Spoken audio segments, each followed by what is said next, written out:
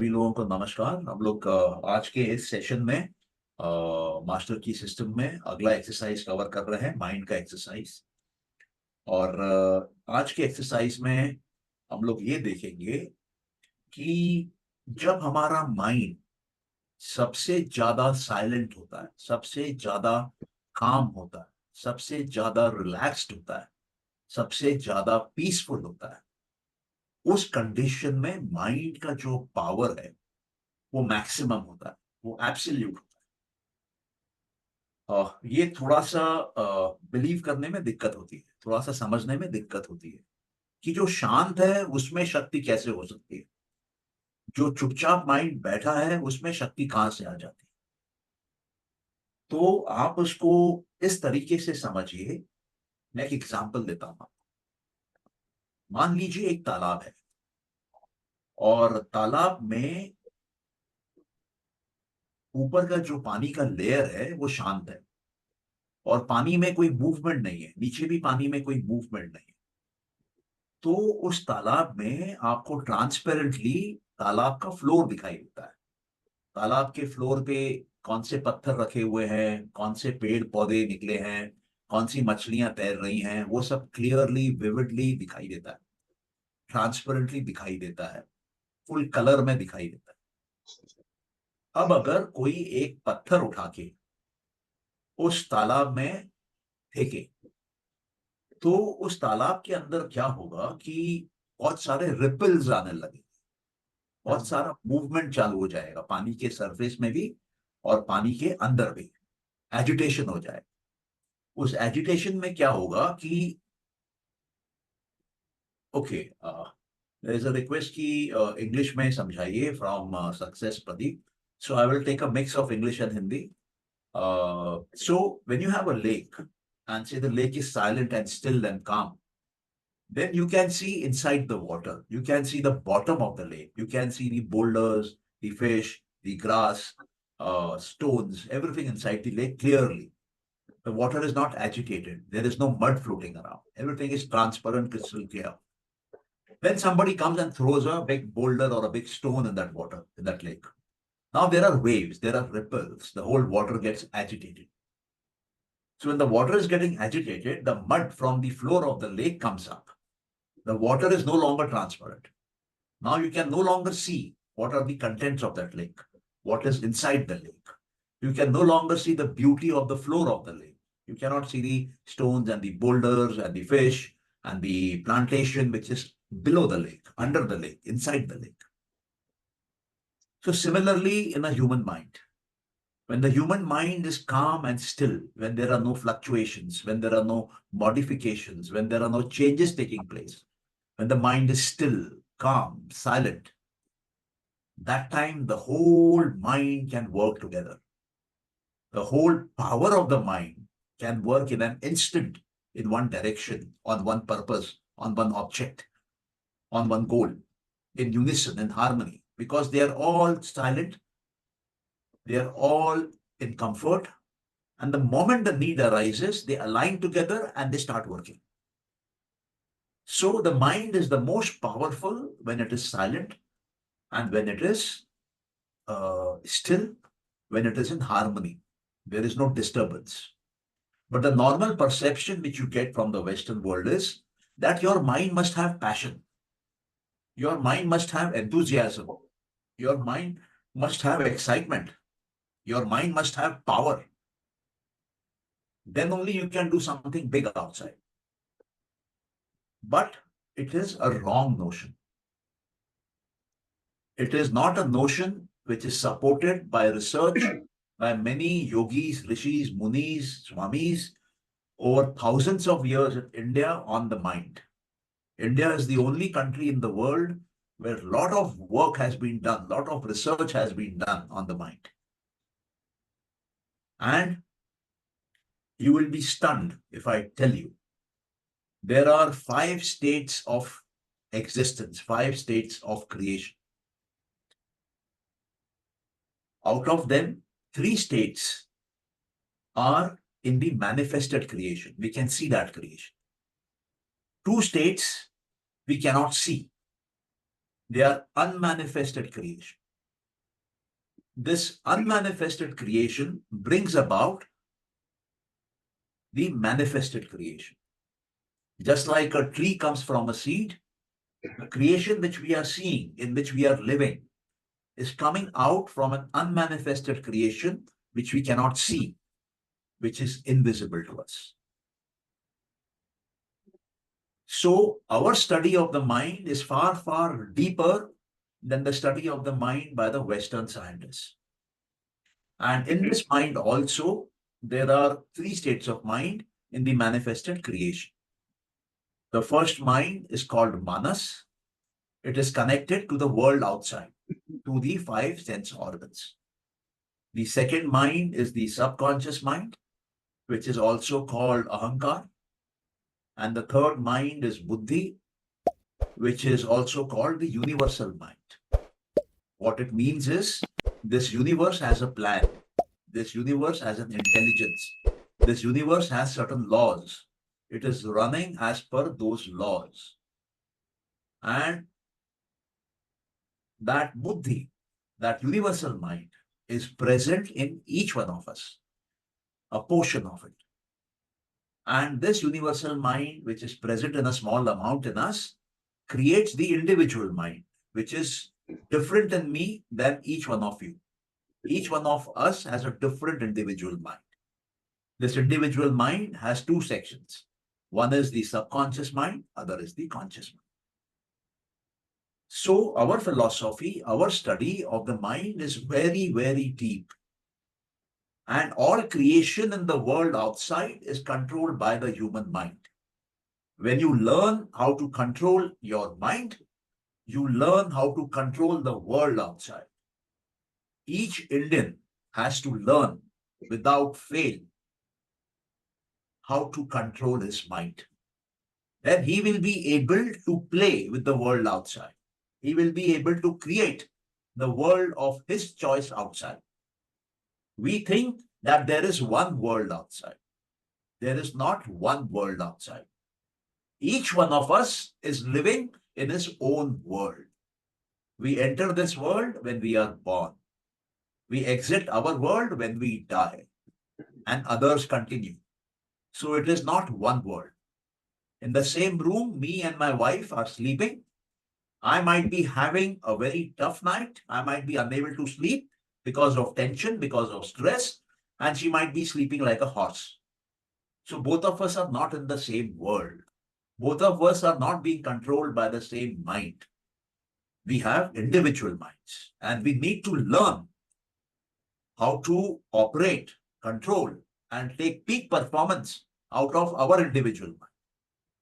It is like each one of us has got a cycle, and we need to learn how to drive that cycle. Each one of us has a car, and we need to learn how to drive that car. Each one of us has a spaceship, and we need to learn how to drive that spaceship. It is something like that. So, when the mind is silent, it is at its peak performance. It is holding peak power, and it is also holding peak knowledge. We think the knowledge is coming to us from the world outside. No, there is a lot of knowledge which is present inside. Much more, much more than the knowledge which the world has outside. How do you know how your heart runs? Can any medical professor teach you, program you how to run your heart? How to make your eyes see 100 meters away? How to make your ears listen to a particular sound 2 kilometers away? How to digest food? Can it be taught in any class? It cannot be taught. How to walk? Can it be taught? It cannot be taught. How to drive a cycle? Can it be taught? In a 6-hour class, in a 60-hour class, in a 600-hour class? It cannot be taught. It has to be experienced. It has to be learned firsthand. So there is tremendous amount of knowledge which comes from inside. You might have heard about law of karma. You might have heard about karmic account. You might have heard about sanskaras. You might have heard about vasanas. You might have heard about memories from past lives. So these are memories which can be opened up through concentration. When you concentrate, you open up these memories. So it's a vast science, very big science, and very powerful science. That science can bring us to a new civilization. That mind science, when properly learned and practiced, can remove all problems of humanity. All problems of humanity are because of the mind. America wanted to show its power. That is why they nuclear bombed Nagasaki and Hiroshima. It was a problem of the mind. Russia-Ukraine war is a problem of the mind. India-Pakistan war or fighting is a problem of the mind. The Hamas and the Israel problem is a problem of the mind. All problems come from the mind, and all solutions can only come from the mind. Mind can make you, mind can break you, mind can kill you, mind can devastate you, mind can make you a saint, mind can make you a king, mind can make you a billionaire, mind can make you God. The question is, who is controlling your mind? Is it the multinational company? Is it the politician? Is it your father? Is it your neighbor? Or are you in command of your mind? It is as simple as that. Whosoever is controlling the mind is controlling the destiny of that individual. The soldiers go to fight war for 40,000 rupees a month. They give their life. Somebody controls their mind. That is why they take bullets on their chest. You will not do it for 40,000 rupees. So everything is mind play. And the first thing we need to do is learn how to control the mind. What is the mind? That is the first step. Because we are in a created manifestation. We are in a manifestation of a creation which we can see, feel, touch, hear. So we have three minds: conscious mind, subconscious mind, and universal mind, which we are encountering first. So we need to understand them and bring them into our control. So today's exercise is very simple. Sit silently in a comfortable position, steadily, and start going inside your mind. Start going to that area of your mind where you find silence and stay there. Stay in that zone of silence for about 15 minutes. Be there. Enjoy that calmness. Enjoy that silence. Enjoy that stillness. And when the 15 minutes are over, I will inform you. You slowly come out of it. Don't rush out. Slowly come out of it. Take some time to be in that relaxed state. If possible, slightly rub your eyes with warm, with warm hands, and open them. And then once you are comfortable, you are completely back, you can share what did you exactly experience in there. Each one of us will be having a different experience. And why am I having more people sharing this experience? So that you people know, without actually experiencing it yourself, what others are experiencing. Their experience becomes your knowledge. So that is the beauty of this exercise. And once I listen to your experience, I will be able to tell you precisely what is happening in your mind and at what stage is your mind operating and how can you take it further up. The ultimate goal of human existence, you will be stunned and surprised if I tell you this. The ultimate goal of human existence is to silence the mind. The ultimate goal of yoga is not an asana, is not a pranayama. It is to kill the mind so that you are free of the mind. When the mind is gone, you are in mukti, you are in moksha, you are in nirvana, you are in liberation, you are independent. That is the highest state of human existence, absolute state. When the mind is gone, Prakriti is gone, nature is gone. You are free from the limitations of space and time. Some of you might find it difficult to comprehend at this stage. It is all right. I'm just introducing a concept for you, which we will start achieving slowly as we move forward. So be seated comfortably, be in a room which you can close the door from inside so that nobody can come in and disturb you. No sounds can come in. Close your eyes. If you wear spectacles, remove them. Be absolutely comfortable. Be absolutely calm. Slowly, steadily find silence inside you, inside your mind. Go there, stay there for about 15 minutes till I call you back from there. So you may please start.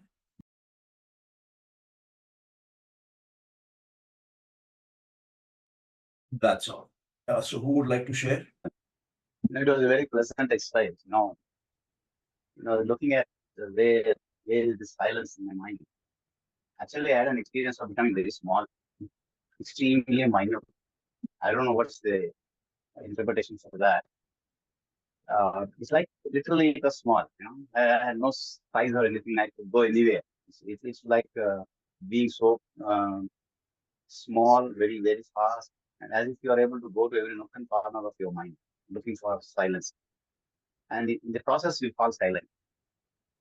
And the experience was it's like when I fell silent, the entire sound around me was pleasant. It was not disturbing. And in fact, I identified some sounds which I have never heard so far in this room. And I found that my fan has got a small different sound today when I was falling silent. You know? And it is like it is like you are fully aware. You're fully aware. uh, it is like it is not a way of expanding, but even though you're looking small, it is as if you are everything fully contained in your own self. So that was the experience I had. Good. And the beauty of it was the entire sound around me was not disturbed. It was very pleasantly falling on my ears. Okay. Yeah, Ram Gopal, what did you experience? Yes, sir. Actually, okay. Initially, it's like mind was chattering a lot. Okay, then I start observing the mind, and when I started observing the mind, everything getting fall in place slowly, slowly, slowly. And 2 3 moments it's come like it like आज blank. वो 2 3 moment आया जिसमें कुछ second लगा कि I was blank, कुछ नहीं दिखाई दिया, मतलब वो थोड़ा सा मेरा गर्दन झुका, फिर मैं अरे again I came back, again I was started and again 2 3 moment. फिर जब आंख खोला लग रहा था कि I was in different world, जैसे लग रहा था कि मतलब ये भी एक दुनिया है, वो भी एक दुनिया थी। आई वाज नॉट एबल, मेरा मन नहीं कर रहा था ओपन करने का, मैं just let it go like this way only. और वो थ्री थ्री मोमेंट में ऐसा था कि जिसमें लगता था कि totally blank, nothing else, just be relax that that moment. लेकिन ये जो गर्दन है ना बार बार झुक जाती है, और जैसे कुछ थी तो एक माइंड तुरंत होता कि कहीं कुछ हो रहा है, माइंड मच कमिंग बैक। वो I think that that word was beautiful. अच्छा. उसमें से आने का मन नहीं कर रहा था, वहां पे बहुत थॉट्स कम थे एंड लुक्स लाइक ज्यादा चैटरिंग नहीं था। It's like whole cool and calm. यहाँ जो माइंड का चैटरिंग है ना, ये है वो है फलाना, मतलब so many things, right? So look like it was to काम। Less botheration are there, no botheration is there, me and myself, that's it, nobody is there। Okay. उसके बाद वो फिर आपने बोला, मुझे लग रहा था कि बहुत लंबा हो गया, and meanwhile I thought okay we are going beyond time 15 minutes, then I thought okay no it's maybe my experience is there, then I think after 2 3 times you have said to pick up। लेकिन वो totally relaxing experience था, और वो मतलब totally cut off हो गया। मैं पहले इतना कट ऑफ होता नहीं था, I think from the exercise, right? I am earlier a lot of things was coming, nowadays I'm totally cut off within few minutes, so mind Okay. exercise it's good। Yeah. I will explain what is happening and how are we shifting from one mind to another mind inside. Let us listen to more comments, more feedback. Yeah, Bharat, would you like to comment? Sir, Good evening. Good evening, Bharat. Good evening. So today I closed the shutters and I sat for meditation. Yeah, can you please speak a bit louder? Yeah. Huh. I sat for meditation, closing the shop. Okay. I could able to close my eyes, the inner eyelids also. Mhm. and the thought process was less. Hmm. I was hearing the sounds, but less because of earphone. What sounds were you Uh, hearing? What sounds were you hearing? Outside traffic. Outside sounds, okay. And yeah, outside sounds. And Okay. in that thing, I heard kind of a little bit of some frequency playing, and when it started, the kind of vibration went from the mind, from the head till the hands. Both the hands Vibration and means your hands were moving, trembling, something like that. yeah, yeah, inside. Okay. You can feel the kind of energy coming, and full body became warm, Body became warm. Okay. warm, like Anything else? for Anything some, else? for maybe 2-3 minutes. Then Okay. again, when finished at the time also, I felt a little bit. Okay. या अशोक जी आप share करना चाहते हैं तो कर लीजिए. कल जैसा एक्सपीरियंस था तो Okay. वैसा ही एक्सपीरियंस था आज भी। और आज तो आवाज को थोड़ा सा ऐसा कुछ भी लास्ट पर जो है ना ऐसा इस तरह का आवाज मुझे लगा कि मैं कैच कर रहा था कि किस तरह की आवाज है, किस तरह, तो इस तरह का कुछ आवाज है वो। और दूसरी बात यह है कि मेरे हाथ के मैं फिंगर्स है वो बहुत ही आज हेवी हो गए हाथ, मेरे हाथ के फिंगर्स मतलब क्या हो गए हाथ के खत्म होने के फिंगर्स? बहुत ही हेवी हो गए हैं ऐसे, मतलब उसमें कुछ ऐसा ये हो रहा है, स्पार्किंग हो रहा है उसके अंदर, ऐसा कुछ तो मुझे महसूस हो रहा है। स्पार्किंग. फिंगर्स, हाँ हाँ, अपने जो हाथ हाथ के फिंगर्स हैं उसमें ओके. और जो आवाज सुन रहे अभी थे भी हो रहा है, मतलब वो जो ये मैं समझ गया. मैं आवाज के बारे हम्म, में पूछ रहा हूँ. जो आवाज आप सुन रहे थे वो हम्म, आवाज जंगल में रात के समय जाने से जो आवाज आता है उस तरह का आवाज था नहीं कि नहीं सर, नहीं नहीं, वो तो बहुत ही कि प्लीजेंट, मतलब लास्ट उसका मैं लास्ट स्वर पकड़ पाया कि लास्ट में ऐसा, मतलब बीच आगे का क्योंकि वो सब एक ऐसा फ्लो में आता है वो आवाज, ऐसा मतलब ऐसा एक वेव जैसा आता है, एक वेव की दूसरी वेव लाइक दैट। हाँ नहीं एक मिनट मेरे को सुन लीजिए. हम्म, मधुमक्खी की तरह आवाज था कि घंटियों की आवाज की तरह था कि घंटों की आवाज की तरह था कि बीना बज रही थी कि झरने की आवाज थी मृदंगम की आवाज थी. किस प्रकार की आवाज से आप इसको जोड़ पाएंगे? यहाँ जैसे वो चर्च में बड़े घंटे होते हैं ना उस तरह के घंटों की आवाज बज रही थी. क्या हो रहा था? घंटा बजने के बाद हाँ, जो साउंड ऐसा एक होता है ना सर, लाइक दैट, जो घंटा मतलब घंटा भी नहीं सर, कैसे मैं एक्सप्लेन करूँ, मुझे समझ नहीं, क्योंकि वो मधुमक्खी बिल्कुल नहीं थी, जंगल की नहीं, या हड्डियों की आवाज बिल्कुल नहीं थी।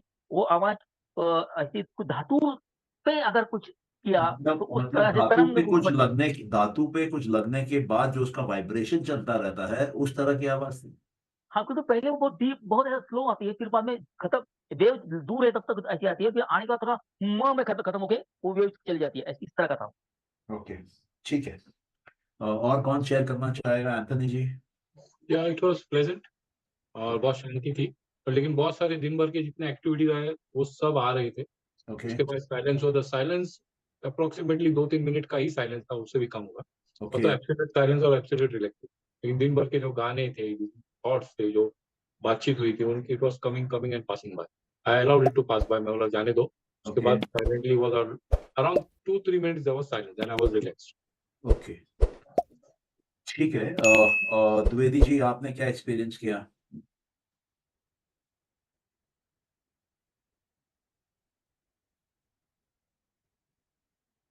ओके. महालक्ष्मी आनंद आपने क्या एक्सपीरियंस किया?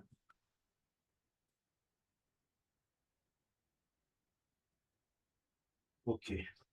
देखिए होता क्या है कि जैसे मैंने पहले कहा कि हमारे 3 माइंड हैं.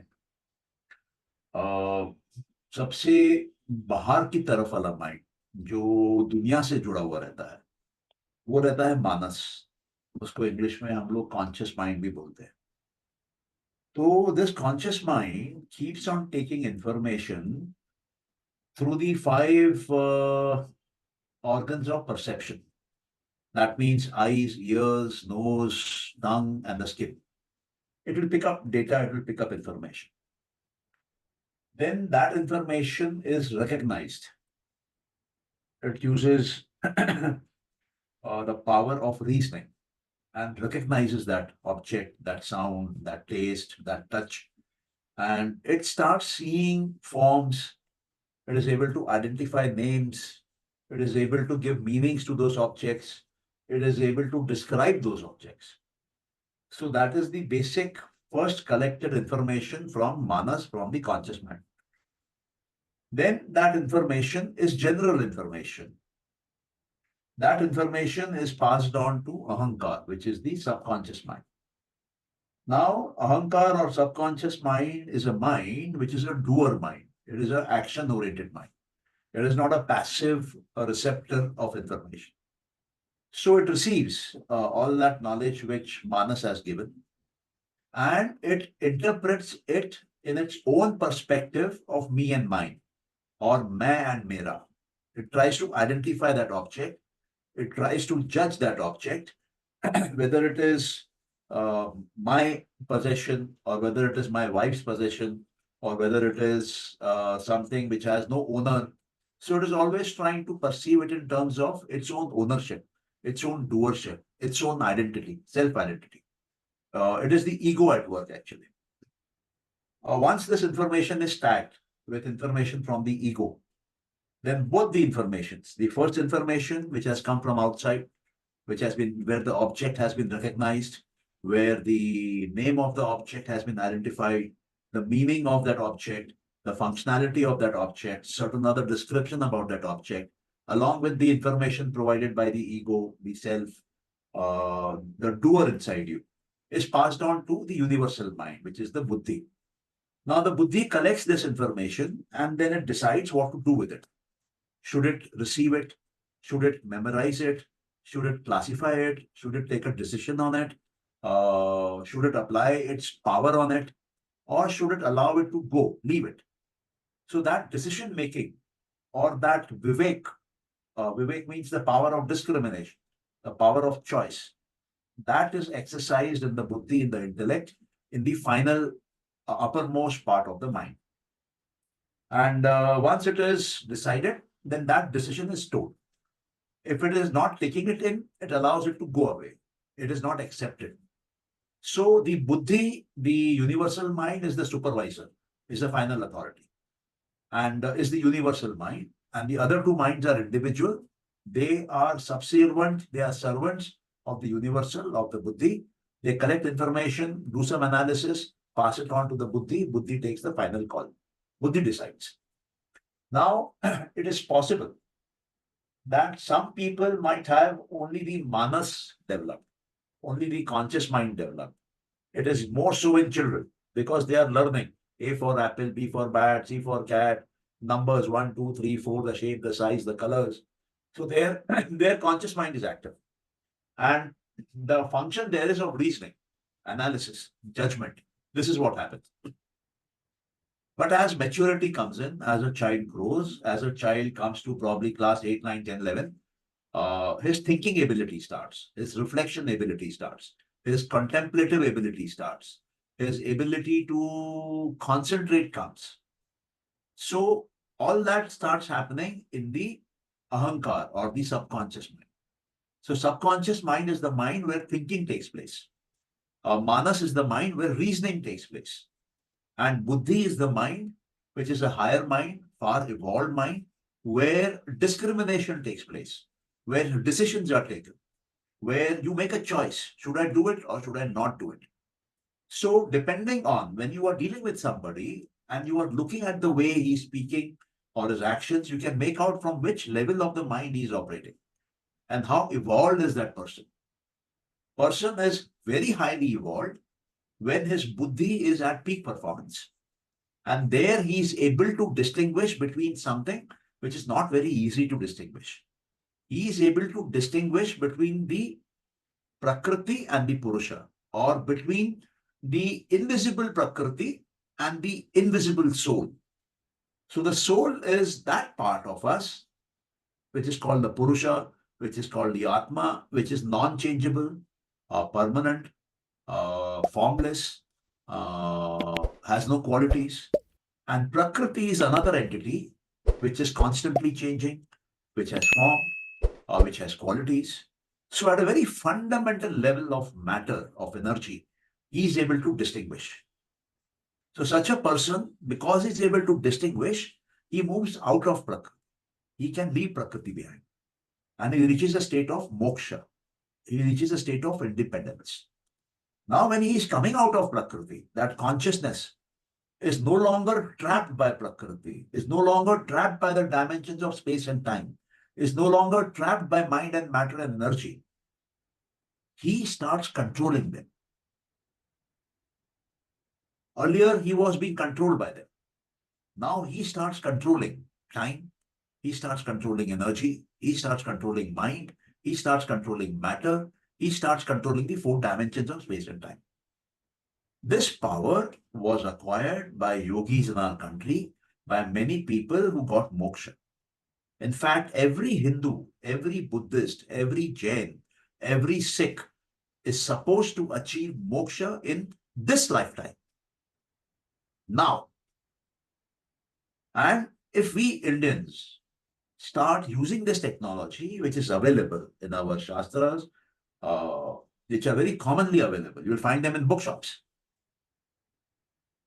then we can control not only the destiny of our own life, but the destiny of our society, but the destiny of our civilization, but the destiny of this planet, the destiny of the solar system, the destiny of this universe. That is the amount of power you get. If you follow this, study this, and are able to come out. So that is why it is important that we people understand this science, practice it, and are able to come out of the trap of Prakriti, the allurement of Prakriti. So we need to gain control over our senses. We need to gain control over our minds and finally move out. Move out into the unmanifested creation. As I told you, there are two creations. One is a manifested creation, which we see and perceive. Another is an unmanifested creation from which the manifested creation has evolved. The way a tree evolves from a seed. Similarly, the manifested Prakriti comes out of the unmanifested Prakriti.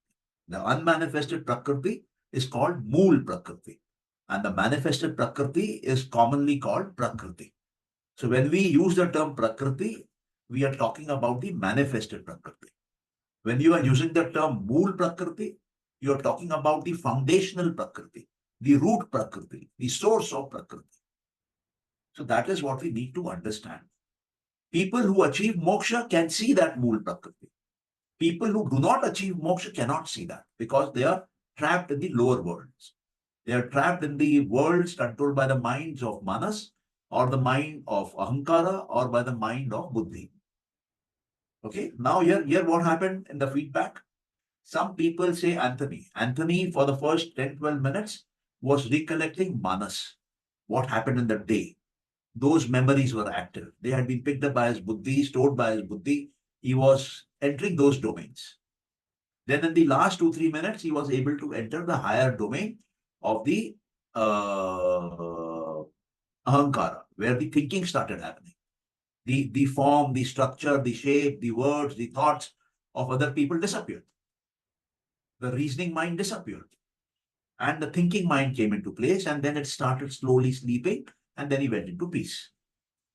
There were others who were able to straight away go there, but they were able to discriminate. Guna was able to see his mind had shrunk, but it was traveling, So this is something which will not happen in the subconscious mind, because here the power of discrimination was visible. He was able to discriminate between a mind which had shrunk and between a mind which was there. So he was moving in his mind in a very small shape, but all around the mind.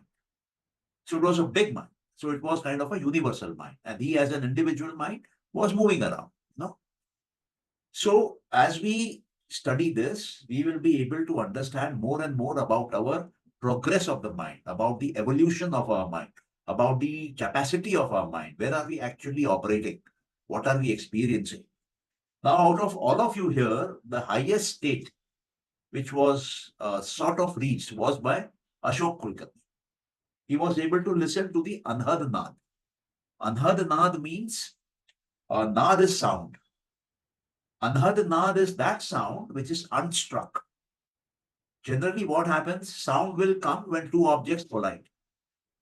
But Anhad sound will come when there is no collision. It will start on its own inside you. You will not know where it is originating. So there are about 10 kinds of Anhad sounds. And mostly people who reach the spiritual state, whose buddhis have expanded and they are about to move out. Anhad starts. Anhad is the first sign. And people who practice Kundalini Yoga, where they are raising their Kundalini pranic power through the Sushmana Nadi, the indication that it has reached the brain is Anhad. Anhad will start. And when Anhad starts, that yogi is supposed to focus on that sound only and not meditate on anything else.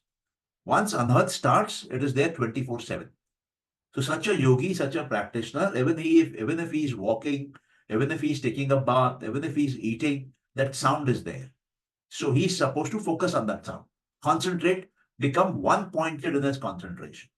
And as that concentration goes on and on and on, his prana, his breathing slows down.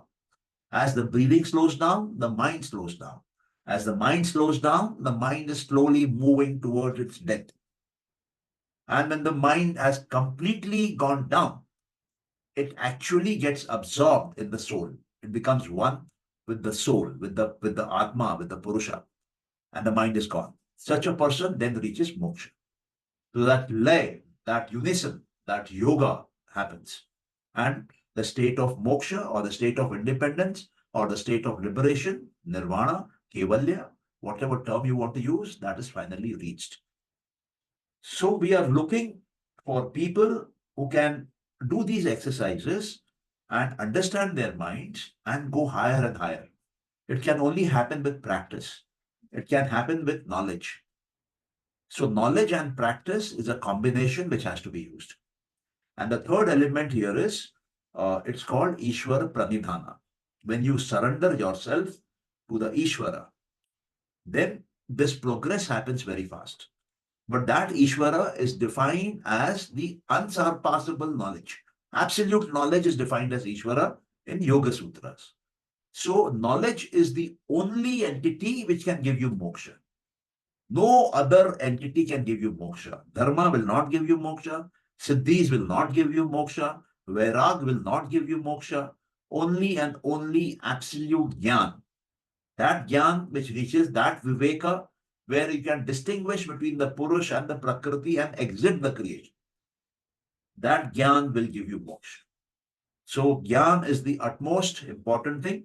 You can get Jnana by Dhyan, on memories. You can get Gyan by Ishvara Pranidhana. You can get Gyan by studying the Sankhya Karikas, know about the structure of the creation, structure of yourself, structure of the world, and then use that knowledge to get liberated. So these are essentially the yogic and the Sankhyic methods to achieve moksha, to achieve the absolute state of independence. And even if one person amongst us is able to go there and do the good work, we will have a different prakriti around us. The planet Earth cannot be saved by human effort. We have destroyed it so much. We are greedy. We are hungry for more money, more power. We are not ethical. We are not moral. We have destroyed all values. The only way is if some of us are able to break through the gateway of Prakriti and reach there. So when you talk of the master key system, the master key is to break out of buddhi, to cut through buddhi and go out. I hope you people are able to understand what I'm talking is not normally spoken about. If you have any questions, you may please ask.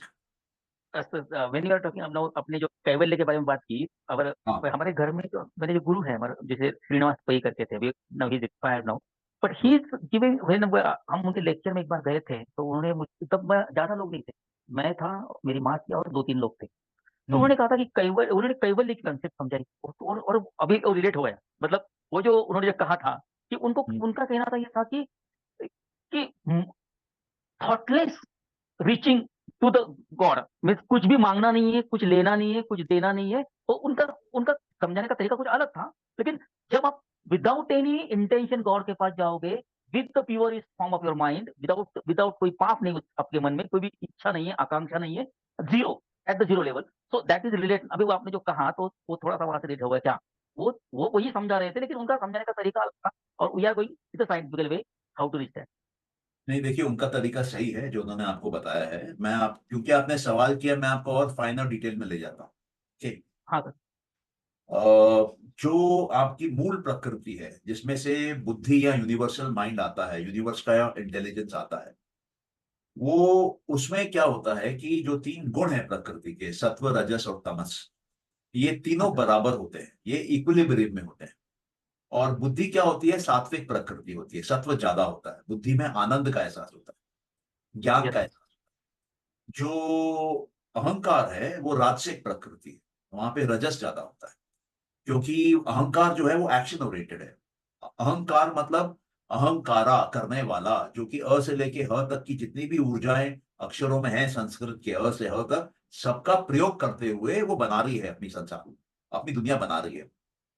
तो आप जब तक शांत नहीं पढ़ेंगे तब तक आपको उतना डिटेल में समझ में नहीं आएगा, बट मैं आपको शॉर्ट में बता रहा हूं। और थर्ड जो है तामसिक प्रकृति जो है, वो आपकी मानस वाली है, क्योंकि मानस में हमको दुनिया के रंग, रूप, शेप, साइज, कलर सब दिखता है, स्ट्रक्चर दिखता है।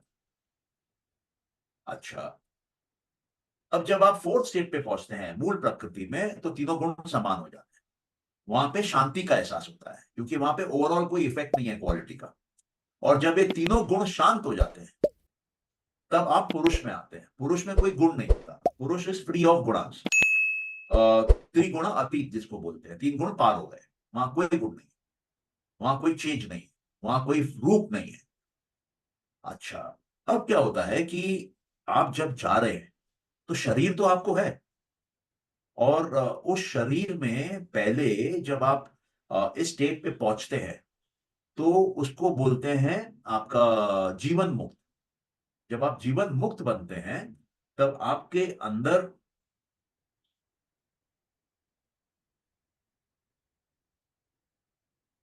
ओके, तो जब आप जीवन मुक्त बनते हैं, तो आपके अंदर संस्कार रहते हैं शरीर के। शरीर चल रहा है तो उसमें संस्कार रहते हैं। तो जो अंतिम पड़ाव है, उसमें क्या किया जाता है, ज्ञान के माध्यम से, ज्ञान के तेज से, ज्ञान के अग्नि से जो संस्कार बचे हुए रहते हैं उनको जलाया जाता है। और जब आप उनको जला लेते हैं तो कोई संस्कार नहीं बचते हैं। तो जब कोई संस्कार नहीं बचते हैं, कोई कर्म नहीं बचते हैं, कोई क्लेश नहीं बचते हैं, कोई अविद्या नहीं बचती है, संपूर्ण ज्ञान बुद्धि में आ गया, पार निकल गए, संपूर्ण शक्ति बुद्धि में आ गई या पार निकल गए, तो अंतिम स्टेट में कुछ नहीं बचता है। न क्लेश, न अहंकार, न क्लेश, न संस्कार, न कर्म। पूरा बैग जो है वो क्लीन हो जाता है। लेकिन लेकिन वहां तक जाने से पहले, जब आपके पास में पूरी बुद्धि की शक्ति आ जाती है, यूनिवर्सल माइंड फुल्ली एक्सपैंडेड होता है, ओमनीसिएंट होता है, ओमनीपोटेंट होता है, अभी आपने एग्जिट नहीं किया है, अभी आप वो दरवाजे के बाहर परमानेंटली निकल नहीं गए हैं, उस समय आप ये बदलाव कर सकते हैं। मतलब उसका एक विंडो है, वो विंडो आप पार कर जाएंगे तब नहीं कर पाएंगे। ओके। आपको समझ में आया मैं क्या बोल रहा हूँ? हाँ सर, हाँ सर। हाँ, तो जो आपके गुरुजी ने कहा वो सही है, और जो मैं आपको बोल रहा हूं वो दुनियादारी के हिसाब से वो भी सही है। और दोनों एक ही मार्ग में आता है। जैसे मान लिए योगी सिद्धियां प्राप्त करते हैं, सिद्धियों में अटक जाएंगे तो आगे नहीं जाएंगे, सिद्धियों को छोड़ने लगेंगे, सिद्धियों से डिटैचमेंट लेने लगेंगे तो आगे जाएंगे। तो ये कुछ उसी प्रकार की चीज आप समझ लीजिए। Yes yes. और किसी का कोई क्वेश्चन? तो फिर हम लोग क्लोज करें आज का सेशन ना। हाँ सर। चलिए, आप सबका बहुत बहुत धन्यवाद। आज का सेशन यहीं क्लोज करते हैं, फिर हम लोग कल मिलेंगे शाम को 7 बजे। बहुत बहुत धन्यवाद। Thank you, thank you. Thank you sir, thank you. Welcome.